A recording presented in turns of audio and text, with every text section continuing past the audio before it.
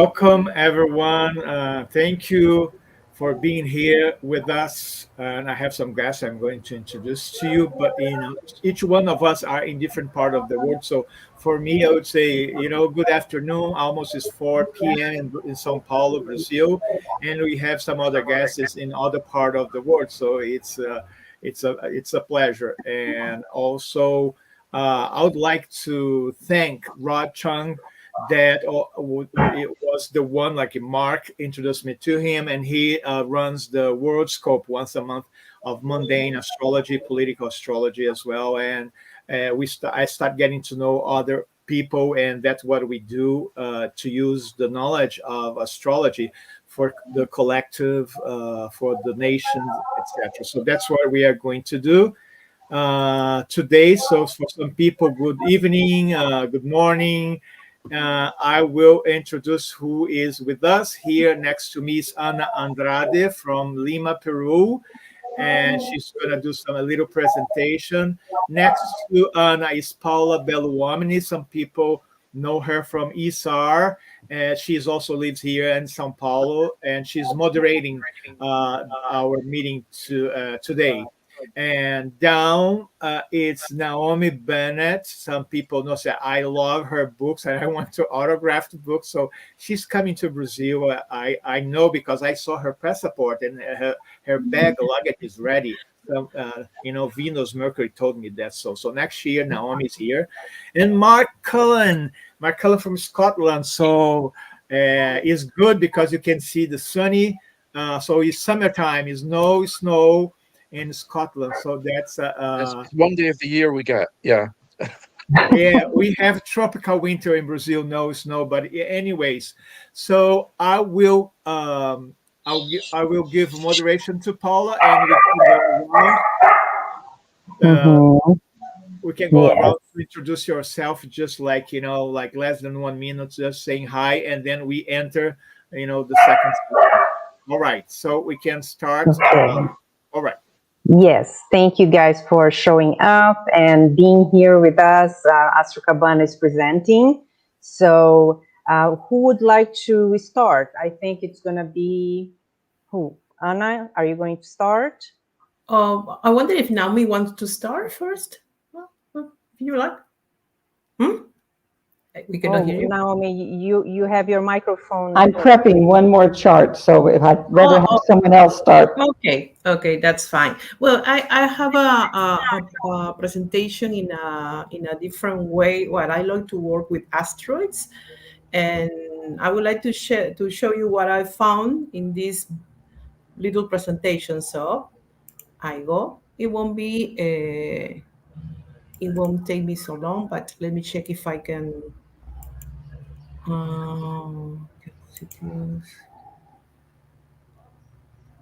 Computer. I don't know how to compare them. I wonder if you see the presentation? Not yet. I don't know how to do this. You put the present button, and you can choose if you're going to do slides or share screen. So it's the best one is to share screen on the bottom. Share screen, compartir pantalla. Yes, compartir pantalla. Here, do you see me? Do you see the presentation? Not yet. What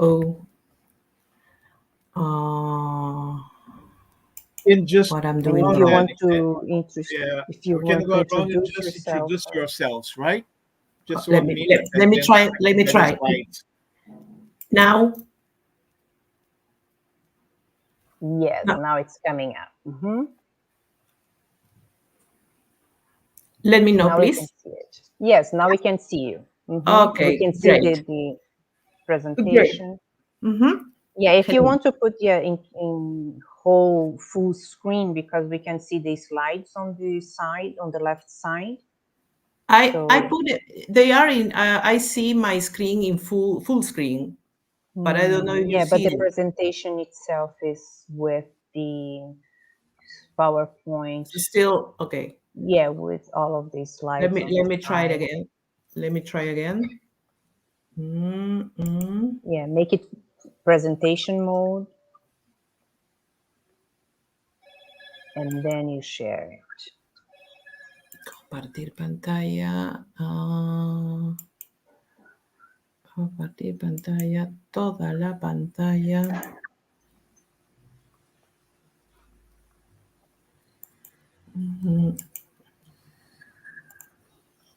Now? Not yet, but it must be coming up. No, because it doesn't have the message that it says. Yes, now we can see it. Full screen? It is full screen, but still we can see these lights on the side. But I think it's fine too if we can. Yeah, it's fine. It is Okay. good, huh? Yeah. Okay. So what I would like to start is explaining what I did in this. There are a few slides, only that. What I did is to pick asteroids that represents Kamala Harris and the White House.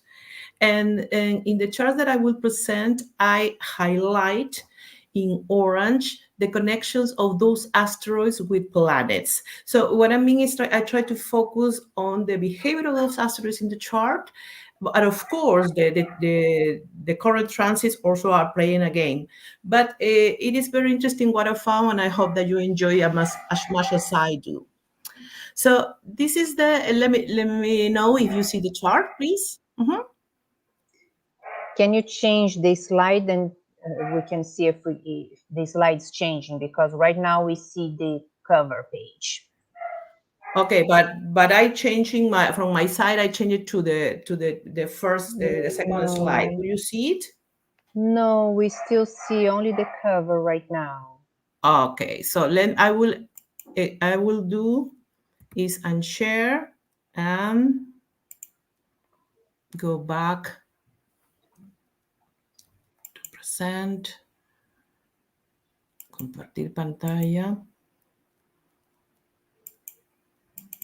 And I think I will do the same for each chart. Let me know you see the chart of Kamala Harris, please.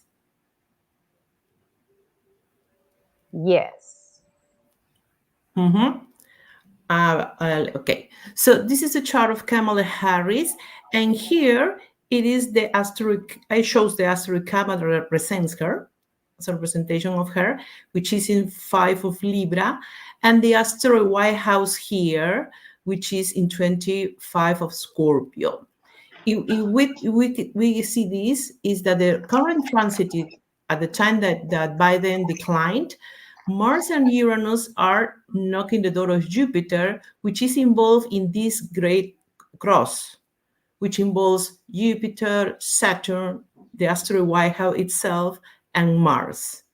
At the moment of when Biden declined, the transiting asteroid Kama was in contact with her north node. And at the same time, in the heaven, Venus and White House were together in the sign of Leo, as indicating or symbolizing a leader woman related with the White House. I will change the slide. Let me know if you see the following one with the elections. Do you see it? No, we don't. Okay, I will do I will repeat changing. Compartir pantalla again.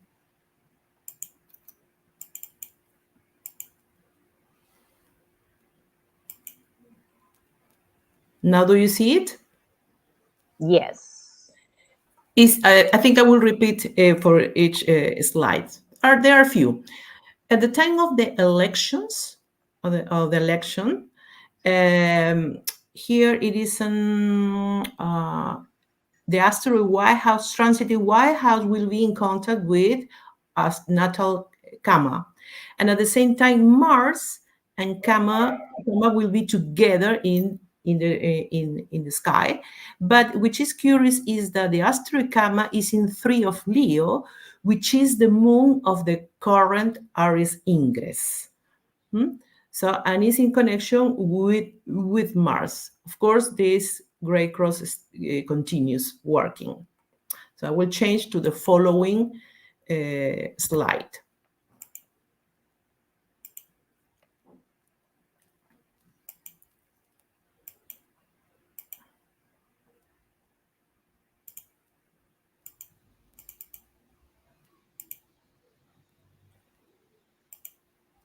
Let me know you see it now. Yes, we see it. Yes. So projecting the chart for the day of the upcoming inauguration, we can see here that the moon is in contact with the astrological, representing Kamala, and White House is in contact with her Mercury. But at the same time that day, Sun and Pluto will be in a square with the asteroid White House in contact with her Mars, which is the ruler of her ascendant. And at the same time in the sky, Mars and the asteroid Kamala will be in 24 of Cancer, both retrograde. Mars and Kamala together, both retrograde. So maybe I have the sensation that she can be a very competitive in the polls, but maybe at the end, the story may change, not in her favor. And then I will do the same transit for the chart of USA.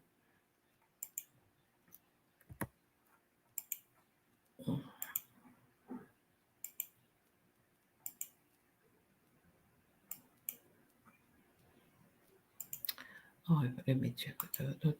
Compartir pantalla.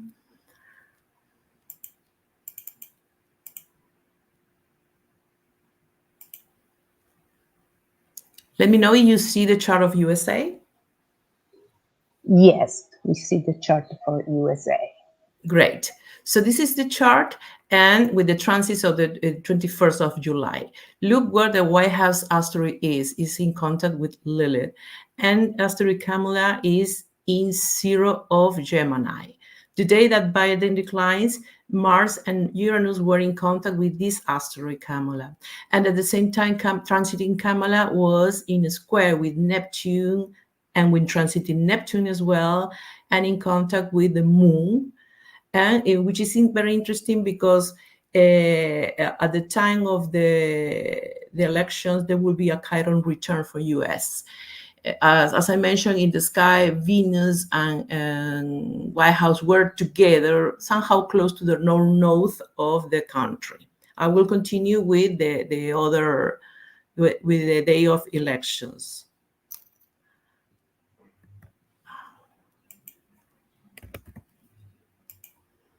Oh,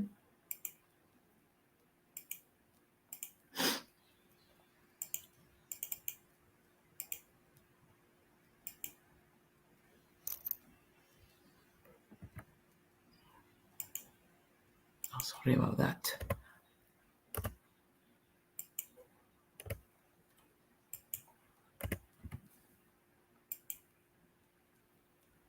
A minute, please, a minute. There is something wrong here. Be patient, be patient, be patient. Okay. Let me know you see it now.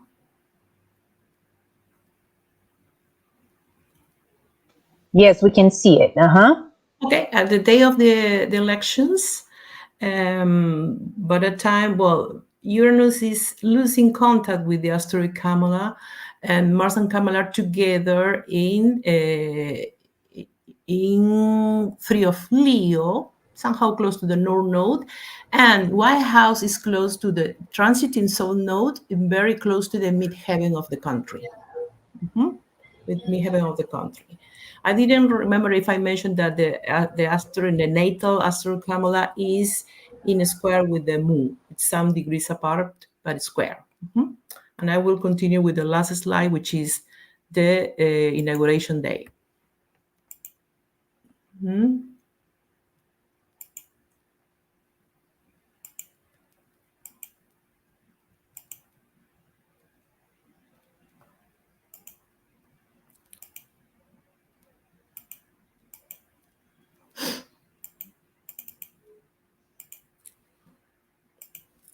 Okay, please let me know you see it.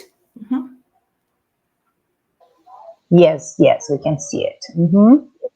So the inauguration day will have the following aspects. As I mentioned, the asteroid White House, transiting White House, we will square in Sun and Pluto, and somehow acting with the degree of Pluto. At the time of the inauguration, there is a return of Chiron, and Mars and Kamala together are retrograde and in contact with Mars that is also retrograde. Mars is the ruler of the seventh and the Virgo, which is intercepted, but is not the ruler of the MC of United States. So my sensation is that maybe she will be a good opponent. Of course, she is, but I think that maybe there will be something that won't work for her. So maybe she won't be the president. But that's my analysis in this brief way. There are other techniques, of course, to compare. But my sensation is that she may lose power if we follow this asteroid with the contacts. That she may lose some strength as long when she got closer to that date. So here it is. Okay. Very good, Anna. Thank you. Are you finished? Yes, I'm finished. Thank you. Okay, nice. And Nando, who do you think is going to be next? Is it you or Naomi? Maybe or if I'm ready. Naomi. Naomi's Yeah, I'm ready. Okay. Did you get my Naomi. slides, Nando? Oh, I'll get the slides. Yeah, there's 3 of them. All right. So while I look, we have a little intermission on TV for our commercials. Okay. Okay, that shows something Paula and I are going to be promoting on Brazilian National Day, September the 7th here, visiting astronomical observatory. Okay, so just looking up at the sky. So that's what we are going to show now.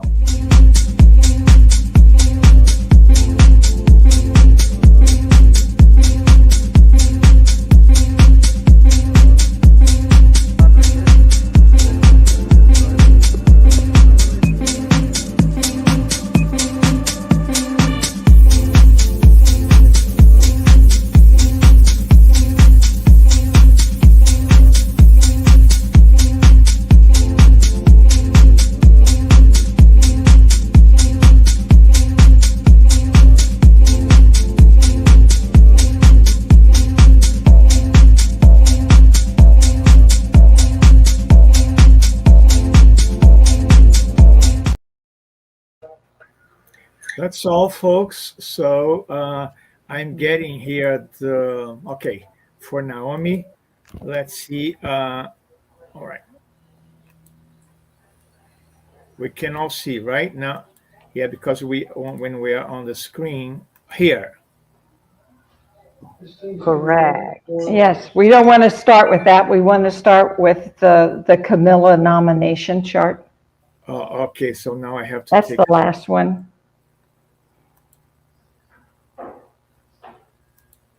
Okay, that's good. That's good. Nope, go back. That one. Can everyone hear me now? Yes, we can hear you.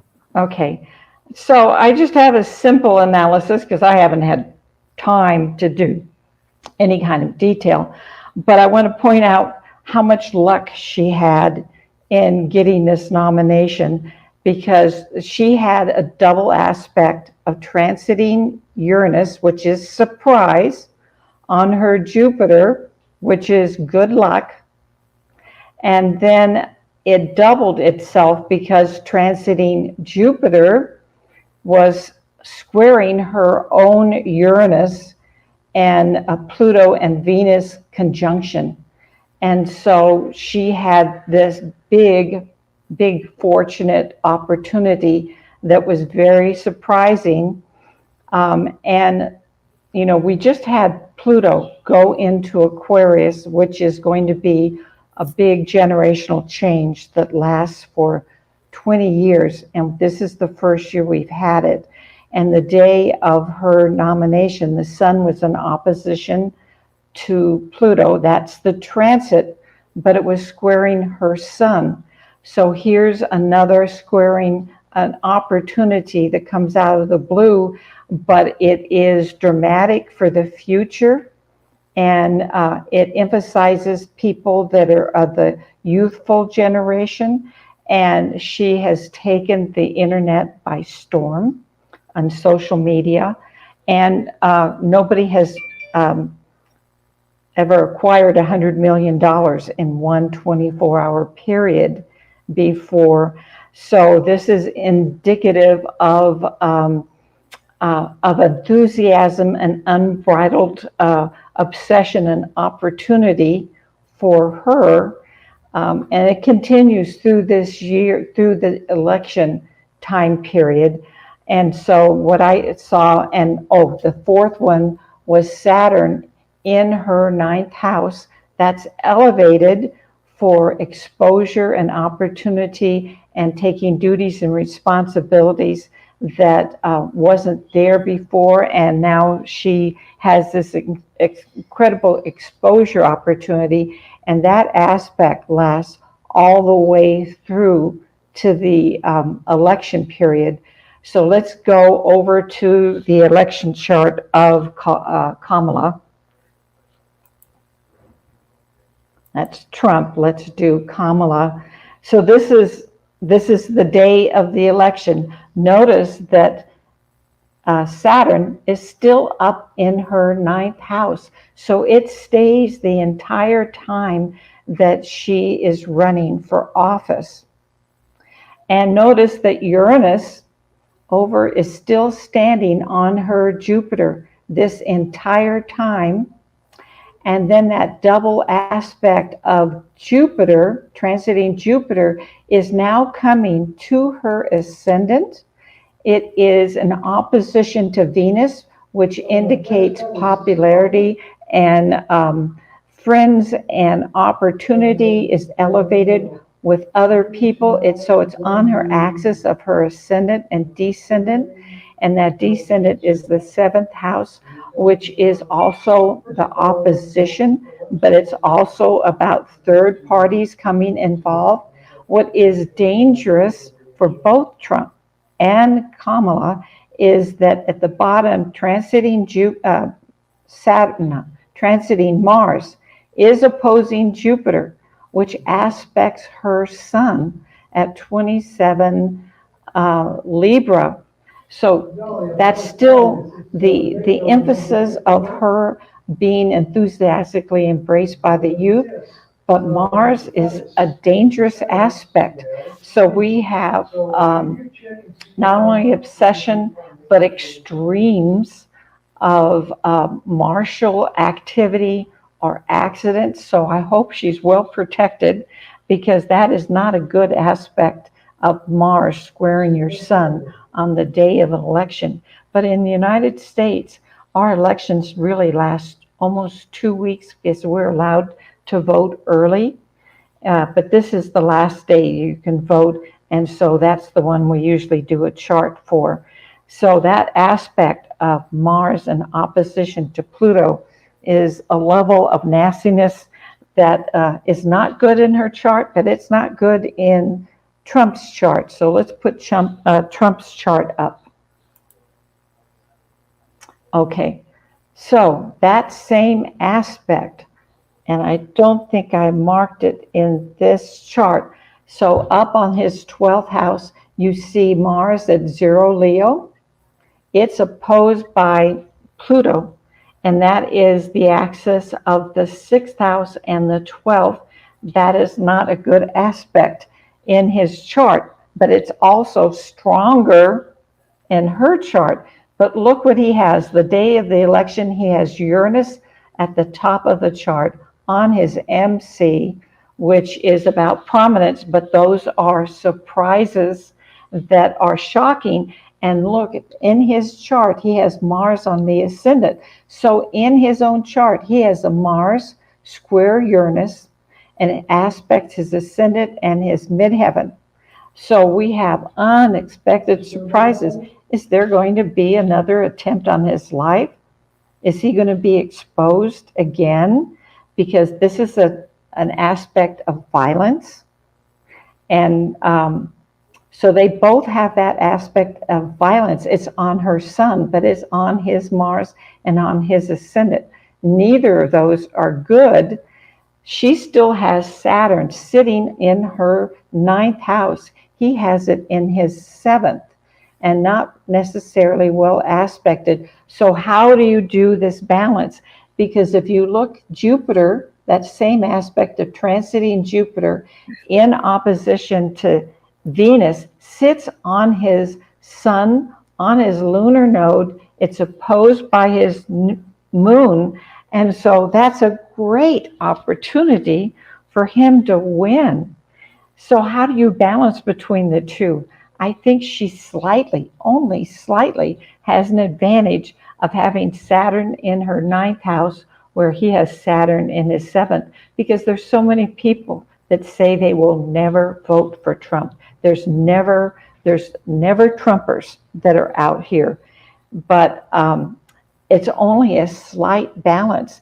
Remember that she could, just like Hillary, she could win the popular voting election by the voters, which Hillary won by 3 million or more, but she did not win the Electoral College, which is way back from the beginning of our Constitution, when travel was so distant that we sent electors out to Congress to decide the final election of who was president. It's outdated, but politicians use this for their advantage, which is exactly what happened between Hillary and Trump, is that the Electoral College favored Trump, whereas Hillary had the popular vote.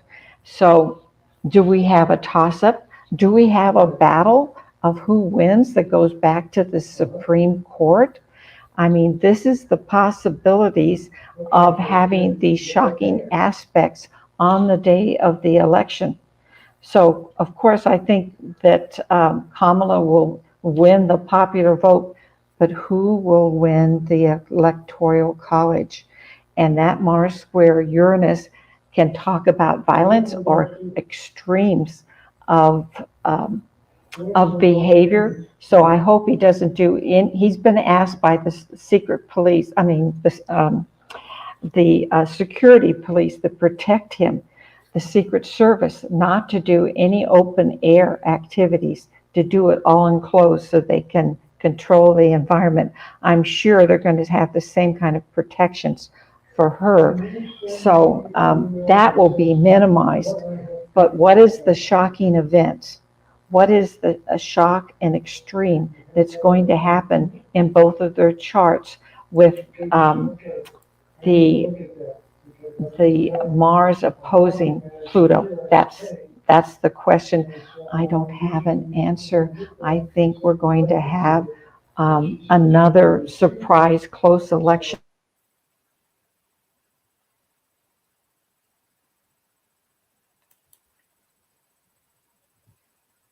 Okay, maybe Naomi's maybe her connection just fell off the air. Paula. Yes. I'm gonna run the hello things for. Okay. Yeah, and then after that we're gonna have Mark or you, Nando. I think Mark should go next, right? Okay, so let me see what I have here. Just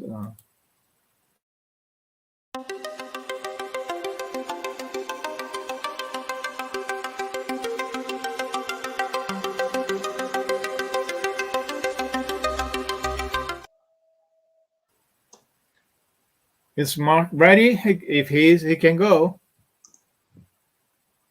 Yes, Mark, who's calling from Scotland. Oh, your microphone is muted, Mark. Yeah.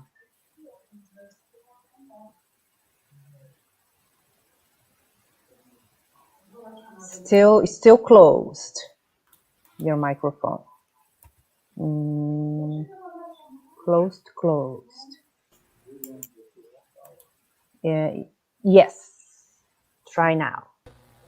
Oh, okay, I must have been muted. Yes, you were.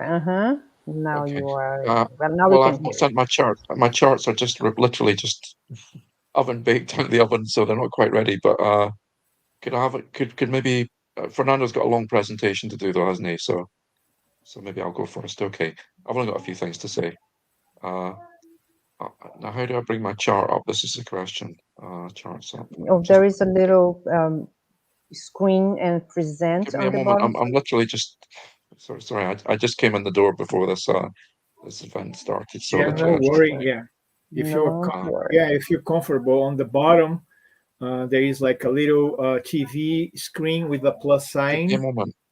I'm still actually saving the document I'm going to give you. Can I say something? Yes, Naomi, please. Well, remember January 6th. Since we have that Mars opposition Pluto happening, do we have extreme protests during this election? Because the Trumpers could be back out in force. Will that, I don't think that'll affect the election unless last time in 2020, we had Trumpers going to the polls and trying to influence or intimidate voters during the process that they stood in line for voting. Are we going to have any kind of violence during that time? So there may be a level of intimidation that we're not expecting that's showing for the day of the election. So I think Kamala will get the popular vote. But what kind of disruption are we going to have with extreme Trumpers trying to influence the day of the election? That's what I'm wondering about, because that is a very negative aspect of extreme behavior. And I don't think he'll win, because also for Trump, that Uranus in squaring his ascendant and his Mars can also represent the end of something, the termination of something, which would be his effort to be nominated, to win the presidency again. So I think we could have both cases. We could wind up having extreme protests on the street and people trying to interrupt the voting process. On the other side, I think it represents the end of his trying to get the presidency again. But we'll have to wait and see. But that's what the astrologer thinks. Okay. I think I said enough. Over a year, I think it was over a year ago that Ken Bowser predicted the same thing. He came out with his prediction, I think December 2023, and that's exactly what he was predicting, that there was going to be violence. Although the difference was he came out for a Trump win, but still, I suppose it could be seen in other ways, couldn't it? If it was a Trump win, you could see it as well, they're talking about massive deportations, aren't they, of millions of people. Another way of reading it. 15 million. Well, that will be the issue if we have a debate, I don't think Trump wants to debate her, because he's going to look bad. So that's all in debate right now. But Naomi, we have seen the same thing here in Brazil. Bolsonaro, yes. You had your own January 6th. We did. Yeah, and the attempt against his life as well, it was the same before he got elected. And didn't he try and run again? Isn't he trying to run? Yes, he did, and then he lost to a leftist party. Yes, I remember that. And that was right after January 6th that all that came down. Yeah. Mark, are you ready? Yeah, I think so. I've got my slides, I can see them, but how do I make them? I've made them presentation, but I don't know. Yeah, present. There is a Anybody? No. little TV sign All right. and a plus sign. Click present. Yeah, I I did don't that. know. Okay, I'll do it. Video file? Yeah. Slides? I don't know which one. Share screen. It Right, should okay. be share screen, yes. Okay. Mhm. Ooh. Who's sharing the screen now? Is it you, Nando? Yes. Mm-hmm. Okay. So what do I do? Right. Entire screen. Share.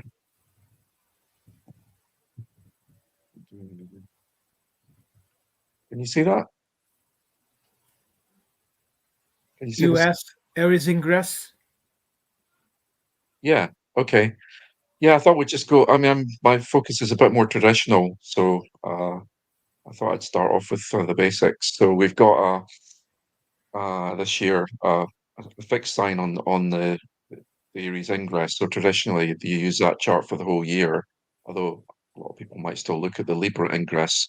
So what I thought was quite fun with this chart was it was a technique I think Deborah Holding used for the last election, the English astrologer Deborah Holding, of looking at the Aries ingress chart and trying to compare it to the candidates and see how well it matched up to their charts. And there's two really interesting connections here. Well, maybe the midheaven of the Aries ingress chart is in Leo, which favors anyone particularly to a connection to that degree in Leo. Now, Kamala Harris has her moon at 27 Aries, so that's obviously a direct trine to that degree. JD Vance has his ascendant at that degree, and well, Trump, we're not sure, but Trump probably has his ascendant not far from there. So I suppose that's just telling us all that basically they're both prominent people that are going to be. But it would have given us a clue, I think, that Kamala Harris was going to come to prominence this year with her moon trining the midheaven of the Aries ingress. I think it's an indication. In the Aries ingress, obviously, traditionally the ruler represented by the sun, which is, depending on the house system you're using, in the fifth house possibly. But Mars, of course, on the IC here, which is often the political opposition.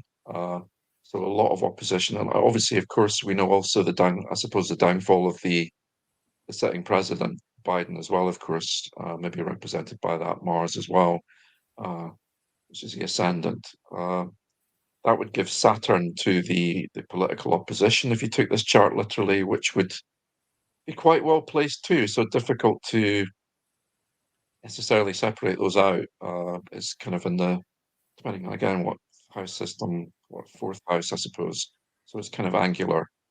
But anyway, so that's just a sort of indication. We've got indication on the angles as well. We've got Uranus on the angles of the chart, which kind of fits all the unpredictability we've had this year. You know, we've had so much. Oh, it's been wild, hasn't it? I mean, like, gosh, I mean, I was almost joking about it the other day, saying I have to tune into American politics every Sunday just to see what new shocking developments are going to happen. Whether it's an assassination one week, a withdrawal from the campaign the next, and we're still not out of the Democratic National Convention, although it's assumed that Kamala Harris is obviously going to get that.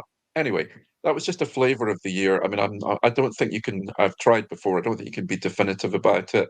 Charts from the Aries ingress, but they give a flavor or the kind of more the mood I think of what's going on. And I think that Mars on the IC tells us a lot about that chart would be traditionally valid right up until next spring. So kind of tallies a little bit with what Naomi was saying about possible violence and opposition of the government. I'm not going to do the Libra. I'm just going to be fairly quick, I think. I thought I'd taken a look at one of the things, another technique is perfections you can use. Kamala Harris, again, this is not really telling anybody anything that's going to be a big surprise. Are these charts big enough? Will I make them larger? Can you see them? Kamala Harris, not surprisingly, in using perfections, is obviously going to, on her birthday, going to be going into for her it'll be her obviously her 60th year. So that'll be a first house professional year she's going to have just before the election. And she's still going to be in the first professional month of that. So that will be a double emphasis on the planet Mercury in her chart and where that's going to be. So I've actually not got the chart for the actual election up here, but it's interesting in the chart for the election.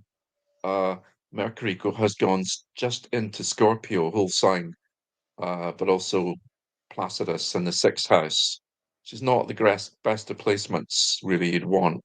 And here we've got her again. Here we've got her chart for obviously the inauguration, and I do notice quite a lot of focus on the 8th house here in terms of obviously the sun. The sun is in her 8th house, and Mercury, which is obviously critical in her chart anyway because she's Gemini rising. So it doesn't look too wonderful in some respects for the inauguration chart itself. But anyway, but the chart I really wanted to talk about, because I've had, like Naomi was saying, I've had really very little time to look at the charts. But the chart that really struck me the most about this whole thing was the candidacy chart.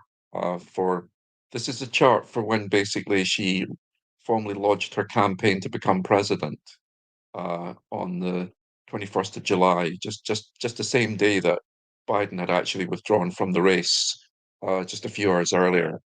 And this is when she registered with the FEC. That's formally when her candidacy is registered as lodged as beginning. So it's an interesting chart. I mean, you look at it and you see, obviously, immediately Jupiter angular on the chart, and it looks initially, you think, well, she's Sagittarius here, and she's got Jupiter on the descendant, so that looks very positive in some ways, you could say. But I have to say that I look at these charts in terms of traditional contest rules, or the way Bonatti kind of did battle charts and stuff, and I actually don't think it's a positive chart myself at all, because it reminds me a lot of the Brexit chart for the UK referendum. Is what's happening here is the ascendant, her ascendant, in this chart, remember, not her natal chart, but just taking this chart on its own, her ascendant is in the 7th house cusp.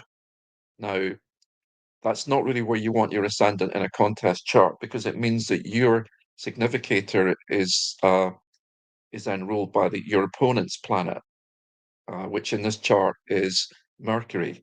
So Mercury is kind of dispositing Jupiter, which is not really ideal of what you might want.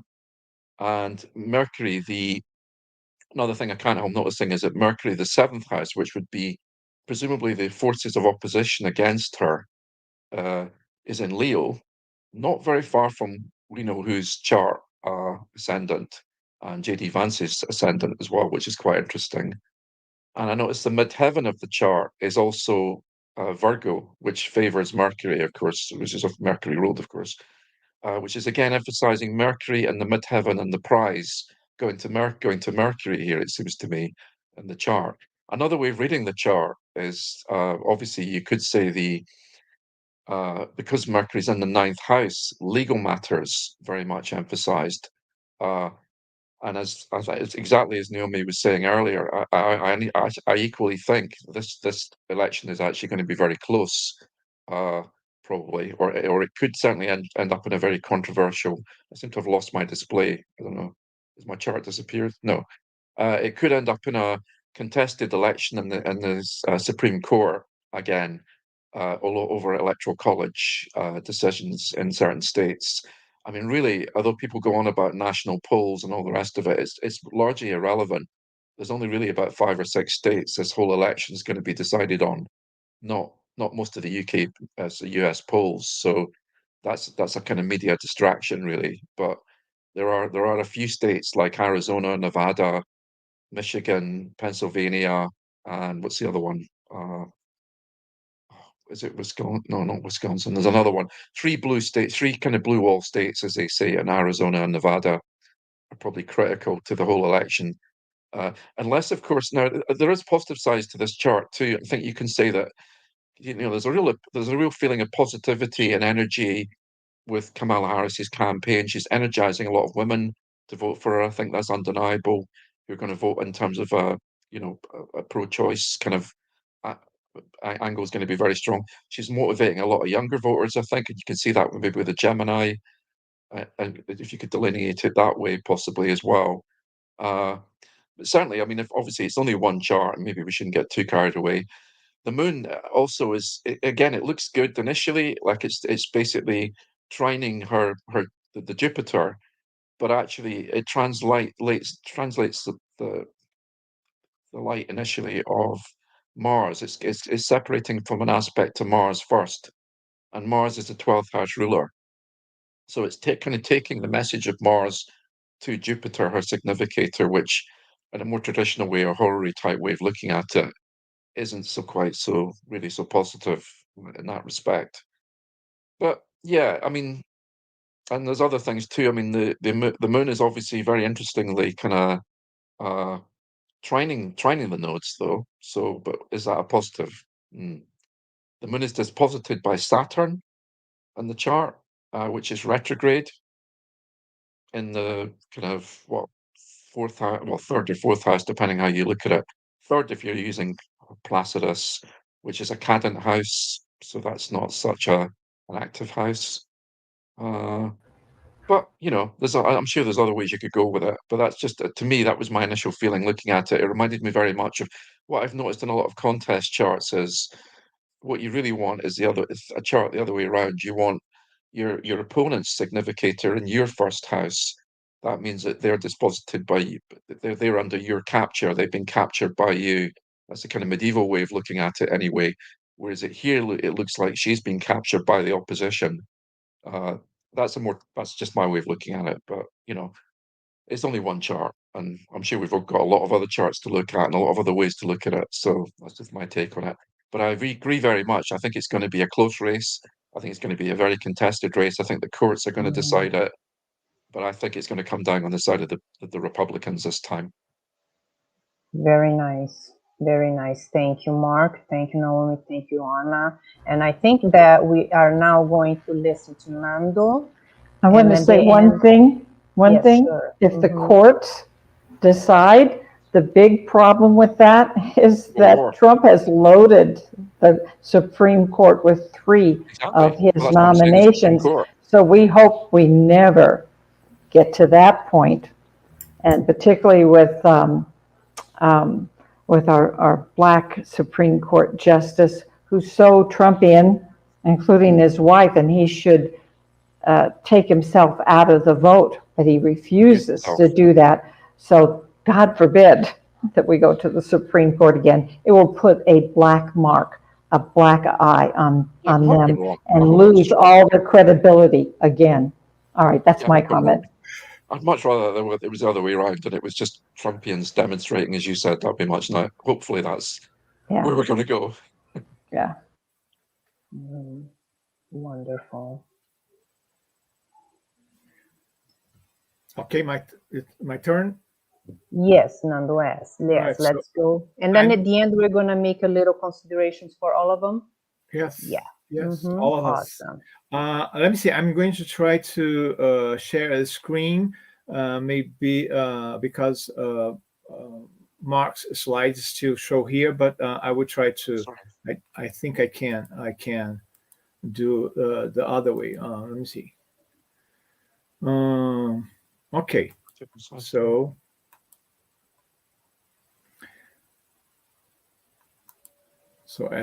All right. So I call it Hurricane Kamala. It's coming through the desert, California. Someone did this artwork, and I really like it. To this parallel with the torch and the statue. So I would like to show. Can you see this new screen? No, we cannot. I don't know. Let me see. We have some. There is some kind of trouble with the sharing the screen. Now we can see your screen. So I'm trying to start over to show the first. Let me see. Yeah. we're still learning to work with technology. I'm going to try to go full screen. Okay, let me know if you can see the change of slides and screen. Yes. Second slide. No. Oh my goodness, that's really now yes. Now wow. yes. Now we can see the second slide. Yeah, so that's something connection with the full screen. All right. So I will start with the Nando, that yes. image, remember, the Olympic torch is being carried right now in the Paris Olympics. Just a little synchronicity there. Oh, really? Yeah, today is the official opening of the Olympic Games in Paris. Yeah, it's going on right now. Right now. Oh, all right. So we have to trust the fire of the gods, I guess. All right. So going back there, some of you guys knows that I really love to work with the solar fires feature that is the graphic ephemeris of the secondary progressed moon in declination. So the first time I heard of this was with the astrologer Lee Westing in one of the conferences, and she was talking about the maximum moon declination, standstill, and she was working with JF Kennedy chart, and I was impressed. And I started doing, doing some research on my own. And then later on, the Argentinian astrologer, Adolfo Jerez used this technique in Brazil 2014, maybe for the elections here, the re-election of then president, first female president, also Dilma Rousseff, who indeed won the re-election, but then suffered in the impeachment. So that's good to remember that the maximum declinations, they signal and great opportunities, gains, but also losses. And we are going to see this here.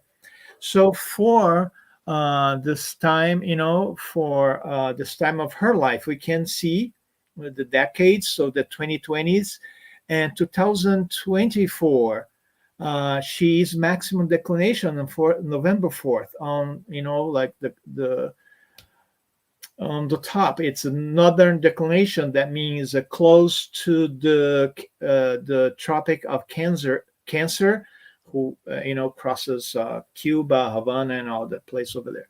It's a maximum declination north, and you see what that means if people cannot see. I will show here. I don't know if this is what. All right, this is not the progress chart, but it shows also the eclipses and the nodal axis, transit moving. Two good friends of mine, astrologers, Brazilian astrologer here in São Paulo, Guilherme Salviano and Jefferson Filaf. They did some work on the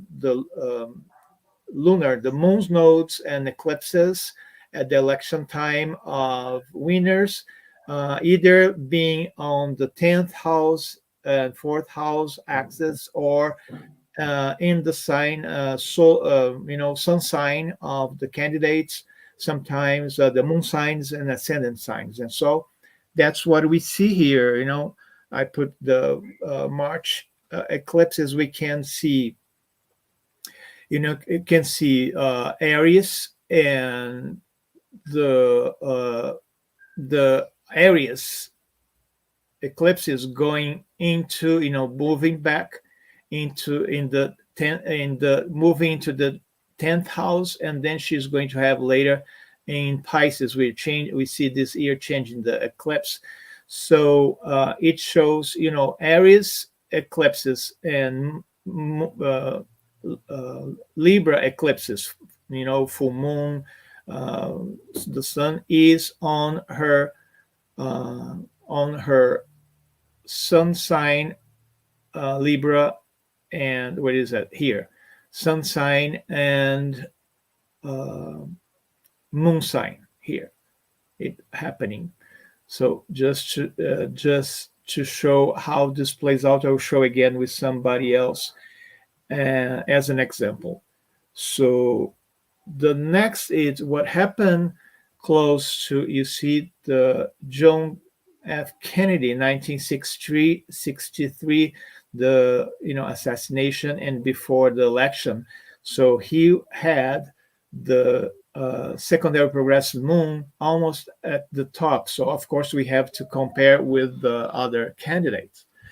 Some other countries, we have many different candidates running, for the first, how do you call that? First is the first turnout or run out, something like this.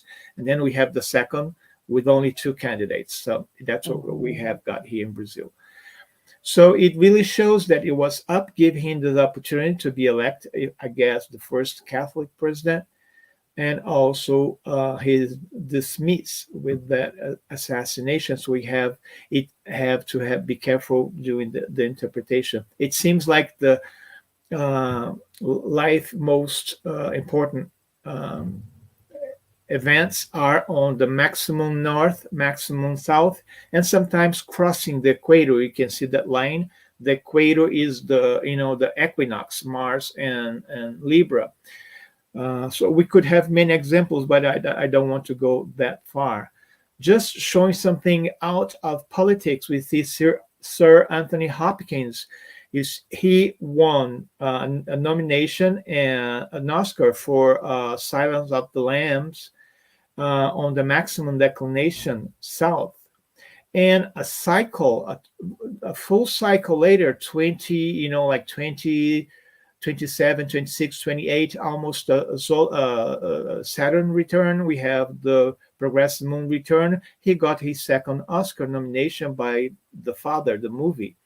And I think that is really, really interesting to see how those graphs play out. Although it's, we have also those techniques, traditional techniques. So I think it adds up. And I'm very enthusiastic about this technique, mostly because we can play with declination even without the birth time of a client or the candidates, until we get the birth certificate, everything, because the movement in declination is very small. So in 24 hours of the birthday, it doesn't change much on declination, but it does on longitude. So I really like this opportunity to work with this technique. Here I can show our example of Jair Bolsonaro in 2018, the election he won. He was on the top of the hill, but going down. Of course, we have to compare to his opponent, to see in how it plays. I didn't show here, but if you want to play with the declination, you can see the George W. Bush. He won when the moon declination was crossing the equator, like the 0 degree Aries, Libra equinox. So it was right here, and it has a different interpretation, and that I saw happening here in Brazil, because it happened. We can apply this to city elections, state governors, and etc. And as we saw for the Oscar as well. The second wheel for the Jair Bolsonaro was good because you see the nodal axis in eclipse on the time of re-election, about 2022. He was having the nodal axis on the 4th and 10th house and Taurus. And we can see that for both candidates, this is still a research, ongoing research. We need much, so case study, but we need, more for statistics, let's say. But either way, what it shows that sometimes the candidates, they have these eclipses or nodes, not just close to their sun, moon, or ascendant, but it shows here in the classical, best classical way that a eclipse axis in the 4th and 10th house, either close to MC, midheaven, it's showing an opportunity of moving out of the house, or changing jobs. And that what happens when a candidate wins, he or she moves into the White House, and it has a promotion of job, let's say, not senator anymore, but president. And the opposite is true. If the president in the White House or any other government house has this signal of eclipses, it might say that his job is coming to an end and is going to move again, going back to his home, sometimes somewhere else. So I don't think we should or could, just put aside this little bit of information that is not classical importance, but I think it's really good when we are able to see both charts for the candidates, presidency and vice presidency. So for this change of jobs and change of houses, the 4 of them has to show somehow a movement of moving out of office, moving out of the job, and at the same time, a 4th house moving out of their home or from the vice president's official home. And so that happens, and often we can see that. Here we can see also, you see, this is the chart. Can you see that? Secondary progression of the whole chart in longitude, not declination anymore, for Jair Bolsonaro, for the election date, October 28th, 2018. So you can see, if you don't have the graph, you don't have solar fire, and if you are not willing to do by hand, we can just do the calculation. You can see that the moon that shows that was maximum declination north, it really shows here the progressed moon, 7-degree Cancer, is very close to the solstice point, Cancer, summertime for you guys in the northern hemisphere, and the winter for us here. So usually that what happens, the progressed moon is close to the 0-degree solstice point cardinal, either in Gemini or in Cancer, or it could be either in Sagittarius and Capricorn, also another solstice point. Summertime for us here, and the southern hemisphere, and opposite for you guys show here. So this is interesting, and it can be applied and researched by those who do not have the graph ephemeris of declination, or you can just work with a regular electronic or paper ephemeris, where you can find also declinations for the declination in the secondary progress charts, if you don't have the declination chart.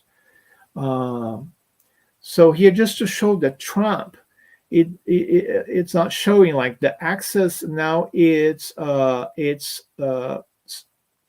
Aries Libra for eclipses, Aries and Libra moving into Pisces and Virgo. So it's very far away from 10th house, 4th house, jobs, moving homes.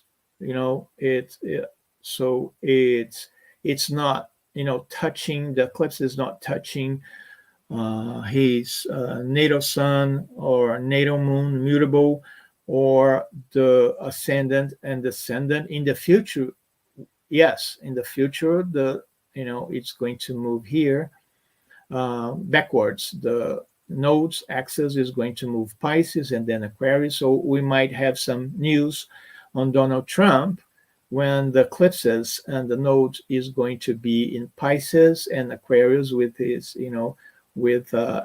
his descendant, ascendant, etc.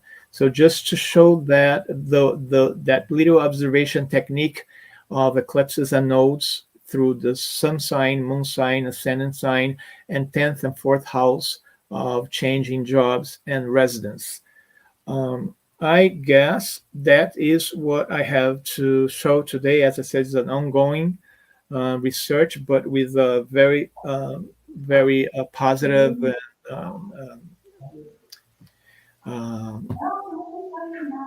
Let me see here. I'll go back to you guys. I have to cancel this. Very nice, Nando. Okay. Thank you so much. Yes. So, That's my Naomi's presentation. back. Thank you. Yeah. Naomi's back. She was, she exited a little bit, but she's back now. So do we have any final considerations? We are already over an hour now, but we'd like to see, like, what's your opinion, your final opinion of who's going to win? It seems that we have some mixed transits or mixed indications. Paula, you heard all of us talking to them. Naomi may want to say something, but Paula, I would love to hear you too. You know, as a moderator and as a a mundane astrologer, traditional approach, I would love to some time today to hear from you. Yeah, I didn't have time to look inside of the charts of themselves. I looked a little bit at Kamala Harris' chart, and she seems to have a very strong campaign indicators, like the transiting Pluto making a square to her natal Mercury, for example. I saw too some of the Mars transits as well. Jupiter making a sextile to her natal Mars. So to me, it indicates that she's going to have a very strong arguments, and that's something we already see coming up in her campaign. But the fact that we had the transition of the Jupiter and Pluto, Jupiter and Saturn conjunctions to the triplicity of air. Air is more of a masculine type of signs. Also, we're going to have the masculine signs dominating the scene, with many of the outer planets moving to masculine signs, like Jupiter is going to move to Gemini, Pluto to Aquarius, Neptune to Aries, Saturn to Aries. And that seems to me that we may get a little more conservative, actually. So those are the indications I see.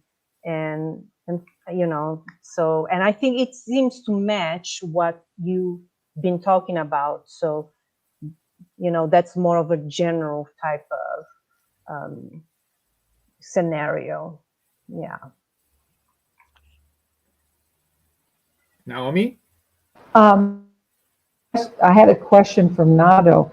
I missed, did you do the secondary progressions for the moon declination for Kamala? And what did that say? Because I thought that was an interesting comment.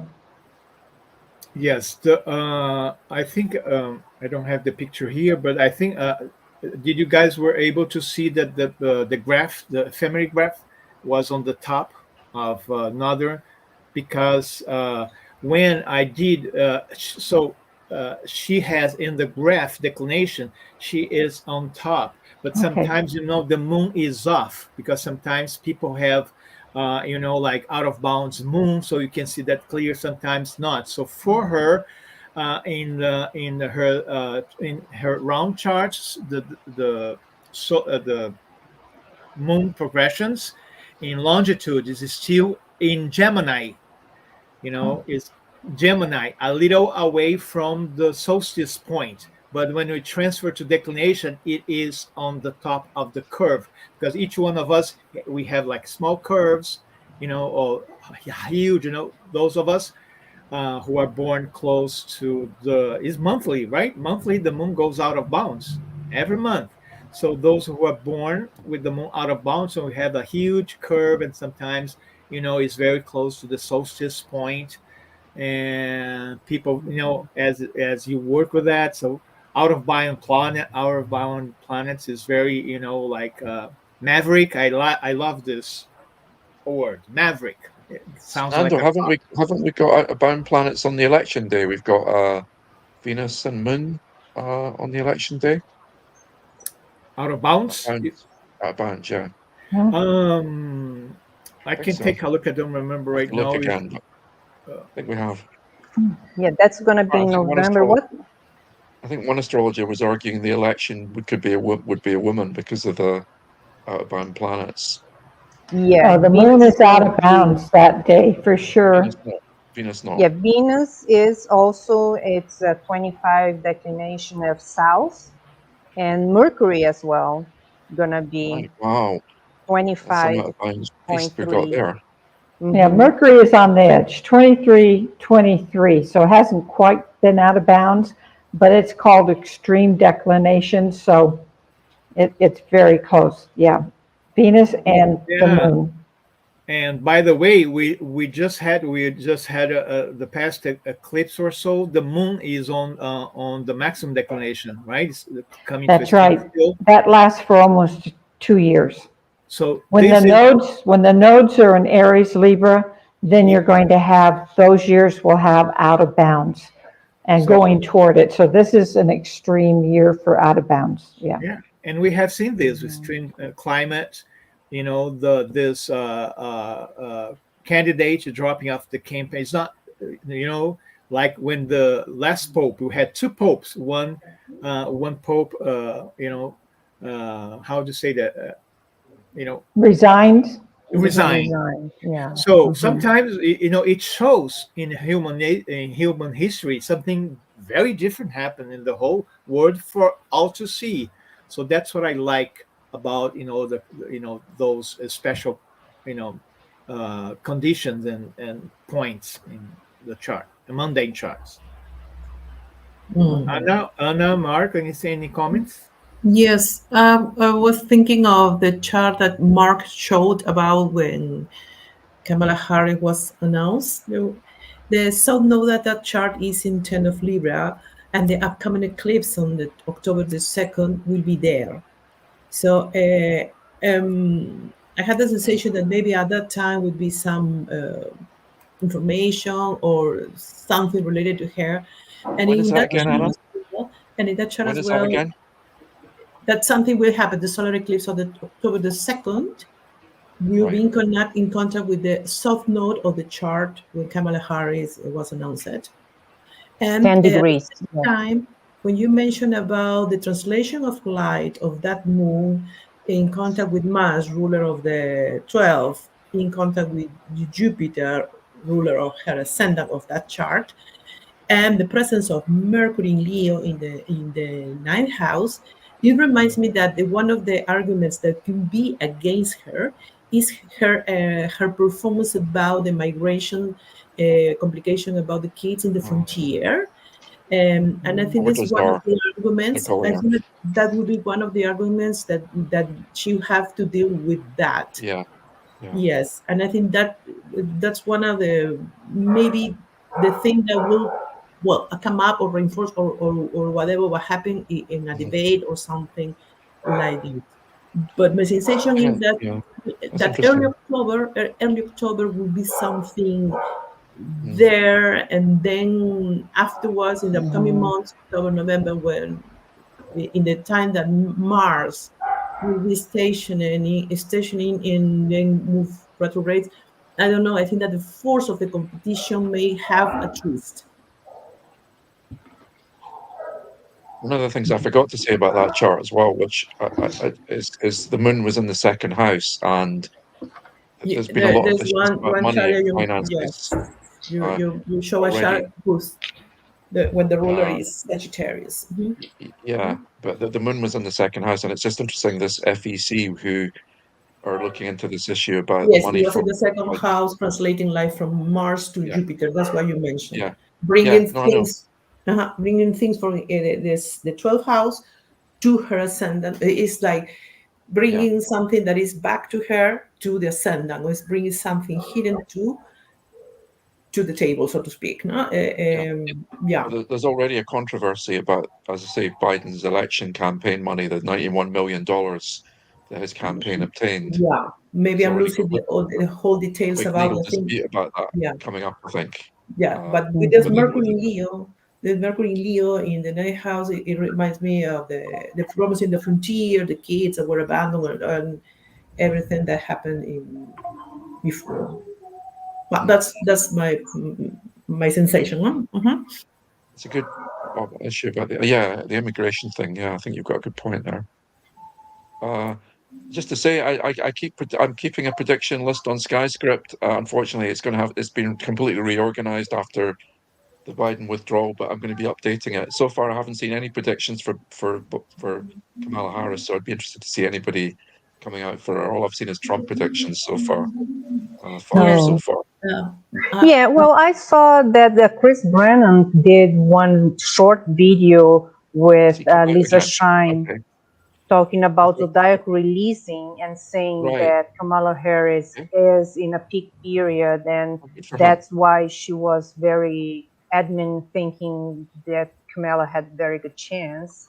So that's something to mention too, Right. that Okay. she's in I a thought he peak got, period. I thought he got burnt by the ISAR panel, but in 2016 he hasn't come back to mundane since then. But that's great. Okay, well that's interesting because I think the problem was the last time we had the wrong data for Clinton. Obviously, everybody was working with their own data. And I forgot to add something. It's about that maybe the violence will exist, but also that let's not take aside that could be an electronic problem as well. That maybe the attack would be electronically, maybe not only physical but also electronic way. Maybe the kidnapping a database or something like that. Mm-hmm. I will say that because we have 50 states and voting in every city, county, and state, Putin would have liked to have influenced the 2016 election, but because we're so decentralized, that's impossible. I mean, you could have a power outage. Look what just happened under the Mars-Uranus, where crowdsource did an... Oh, Naomi's going back and forth with her internet in Mexico. Shame. That was been good. Yes. Yeah. I suppose it could just be old-fashioned symbolism, just postage. It doesn't have to be electronic. It could. I mean, look at the last election. That was all about mailed votes that came in, and on the controversy about them getting counted afterwards and disputes. And that was just old-fashioned, kind of just mailing in votes. So it could just be more traditional stuff too. Especially, I think both sides might end up challenged legally if they're very tight results. Correct. But it will be shaky. It will be shaky. Yeah, it will be a very unexpected, and yeah. Mm-hmm. We'll see, but yeah, I've got to look at more charts to be fair. But yeah. Yes. Well, maybe next time, we can be more complete and have some more time to look at it. I'm so glad you had this opportunity. I want to thank you, each one of you guys, who were able to be here. Some of our colleagues and friends that they would love to have been here, but it's a last-minute production. Say, I'm sorry, I'm not American. I don't do it 1 year in advance. It's just tomorrow. Let's go to the bar, have a beer, and chat. So that's Frnando, Sagittarian, sanguine, temperament, Brazilian, tropical way of doing things, and we have done. Thanks to you too. Yes, thank you so much. Thank you. Okay. Thank you. People. Thank you. So talk to you soon. Thanks, Nando. I'm Thanks, Paula, for moderating, and thanks, Anna. Thanks. Well, thanks, Naomi, too, wherever she's gone. Yeah. Yes. Yeah. So she was saying that she dropped so many That was a times. shame. So maybe now she said, I'm done with it. Goodbye. So we talk to her later. Thank you, guys. Paula, thank you for moderating. Anna, Mark. So I'm really pleased and happy we are here together, and also Naomi, and to everyone else that is going to watch this afterwards. This is going to be recorded here in our channel, and hopefully it's going to inspire other groups of people to just talk about it. We are going to do the same thing in Portuguese. You see, Mark and Anna, with our group of Brazilian astrologers, we are going to do the same thing in Portuguese. So and Anna in Spanish, and everybody else. Okay. Good. Great. That's good. So I'm going to run the closing, Yeah. the closing vignetta, and we say goodbye. Thank you again. Okay. Thank you. Thank All you, right. people. Okay, Thanks, thanks, Nando. everybody. Thank Thank you.